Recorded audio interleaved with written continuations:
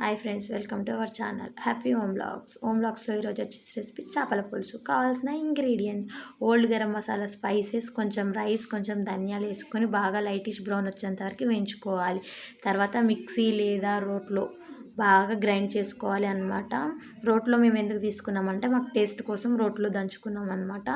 తర్వాత నీట్గా వాష్ చేసి పెట్టుకున్న చేప ముక్కల్లో కొంచెం లెమన్ జ్యూస్ వేసుకొని బాగా మిక్స్ చేయాలి. లెమన్ జ్యూస్ ఎందుకంటే ముక్క గట్టిగా ఉండడానికి. నెక్స్ట్ ప్రాసెస్ వచ్చేసి చేప ముక్కల్లోకి కొంచెం ఉప్పు, కారం, పసుపు, అల్లం వెల్లిగడ్డ పేస్ట్ వేసుకొని కొంచెం ఆయిల్ వేసుకొని కారం అంతా ముక్కకు పట్టేంత వరకు మిక్స్ చేసుకోవాలి. తర్వాత మనం ముందుగా గ్రైండ్ చేసుకున్న పౌడర్ కూడా వేసుకోవాలన్నమాట. మసాలా, ఫిష్ మసాలా కావాలంటే ఫుల్ ప్రాసెస్ చెప్తామన్నమాట, కామెంట్ చేయండి. తర్వాత పోపు కోసం మందపాటి గిన్నె తీసుకొని కొంచెం గ్రీన్ చిల్లీ, రెడ్ చిల్లీ, పసుపు, అల్లం వెల్లి పేస్ట్ వేసుకొని పచ్చివాసన పోయేంత వరకు 2 minutes మిక్స్ చేసుకోవాలి. తర్వాత చింతపండు రసం అందులోకి యాడ్ చేయాలి. చింతపండు రసం యాడ్ చేసిన తర్వాత కొంచెం సాల్ట్ వేసుకొని 5 minutes వదిలేయాలి. బాయిల్డ్ వచ్చేంత వరకు వదిలేయాలన్నమాట.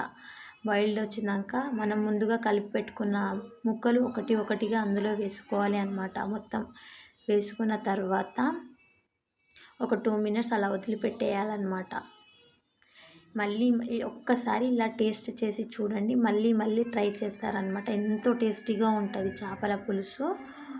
బాగా స్పూన్తో అలా అలా అలా అనాలన్నమాట. లోపల నుంచి కలిపినామనుకో పీసెస్ మొత్తం చితికిపోతాయి అన్నమాట. ఫిష్ కదా, ఎక్కువ టైం ఏం పట్టదు. ఒక 5 minutes అలా వదిలిపెట్టేయాలి.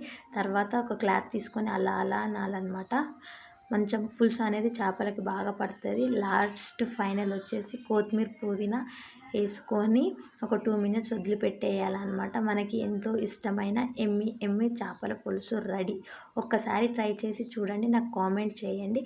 Thank you for watching friends. Please support my channel. Bye friends.